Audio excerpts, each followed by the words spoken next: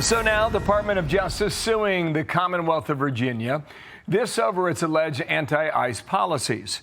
The lawsuit centers around two new laws. The first would make it illegal for federal agents to wear a face mask, a mask covering their face, we should say. Agents in violation of that law could face up to 12 months in jail. The second law sets state-mandated conditions on federal immigration enforcement. The acting AG, Todd Blanche, writing this: Virginia's anti-law enforcement policies regulate the federal government and are designed to create risk for our agents. Shannon Bream, Fox News Sunday anchor, chief legal correspondent. Shannon, good day to you. You too, Bill. Good morning. Good morning, Shannon. Here is the governor, the new governor, Spanberger, in the Commonwealth. Watch here.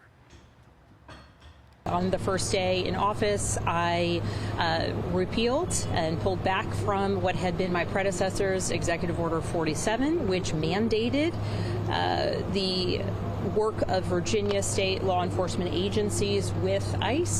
That was February. Now it's June. What changed? Well, and the fact that these, as you talked about, Bill, these measures that would go into effect in July could be jail time for federal agents who have some kind of covering over their face or don't comply with what's going on here. The acting attorney general, who hopes to be the attorney general, Todd Blanche, saying this is in conflict with everything we want for our federal agents. They risk their lives every day, and they don't want to be doxxed or harassed or their families threatened. So he's saying, listen, supremacy clause, which says, fed law trumps state law when it's in conflict. We're going to protect law enforcement officers. A lot of what Governor Spanberger has done in the last, few months has been in conflict with what she told us during campaigning she was going to do and not do. Yeah. I want to get your take on this other story in the background, Shannon. You got FISA going dark at midnight. Both chambers have gone home for recess. So open questions about whether there's any existing legal mechanism to keep the information flow coming in, because you've got the World Cup going on. We're at war right now. You got America 250 on the other end of the horizon. But you've got Democrats defending their decision to block the votes that have come up in both chambers. Listen here. This is not a fight between Senate Democrats and Senate Republicans. This is a fact of Donald Trump trying to override the advice of everyone in the intelligence community. Republicans should lose sleep, because in the middle of sensitive negotiations to reauthorize surveillance authority, which they knew were challenging, Donald Trump decides to toss a hand grenade into the middle of those negotiations. Are Democrats sort of walking themselves into a trap here, because they've, Pulte has been sort of replaced now as the nominee? Does that take a leg out from under them as they say we've got no reason to hang around and get this passed? Yeah, and Jackie, covering Washington, how contentious this whole thing has gotten. And, I had Senator Mark Warner on Fox News Sunday last weekend and said, okay, why don't you vote for the FISA extension? You have said it is critical. Democrats, Republicans alike agree about that.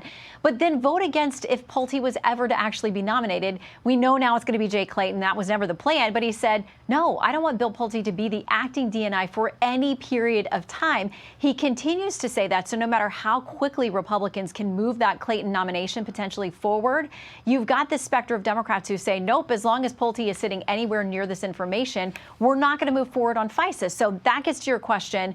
There are a number of folks on both sides of the aisle who say there are parts of FISA that will continue. But one of the things there's a real question about is whether there'll be immunity for the telecom companies that cooperate with the feds. If they're worried about exposure, they may not be willing to provide that information, which is key to this surveillance. And we've heard so much about the importance of it. Jim Jordan was here yesterday. He made a strong case. Shannon, here he is. This is the program where they gather information.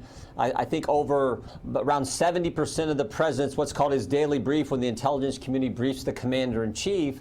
Most of the information they give him comes from gathering the information gathered through this program on foreign targets. And so the idea that there's a question of whether this can continue based on what the court has said, I think is just something we shouldn't do, particularly in light of the fact we're in a military operation in Iran, for goodness sakes. And more. So that's to be continued. Maybe you've got it on your show on Sunday. Who else on Sunday, Shannon? We do. We've got Senator Deb Fischer, who sits on Senate Armed Services Committee. So we're going to talk about the off-ramps for Iran, a potential deal coming together. We'll talk to her about FISA. And also, they're already fighting over the Pentagon's next budget. So she's in the middle of all that. We'll have the guys from the Ruthless podcast with us to break down all the midterm shifts in the polling, especially with respect to the Senate and which way that tends to be leaning these days. Got it. All right, going to be a great show. Shannon will be watching. Thank you, Shannon Bream. Be sure to like and subscribe for all the Fox News latest on YouTube and catch full shows streaming now on Fox One.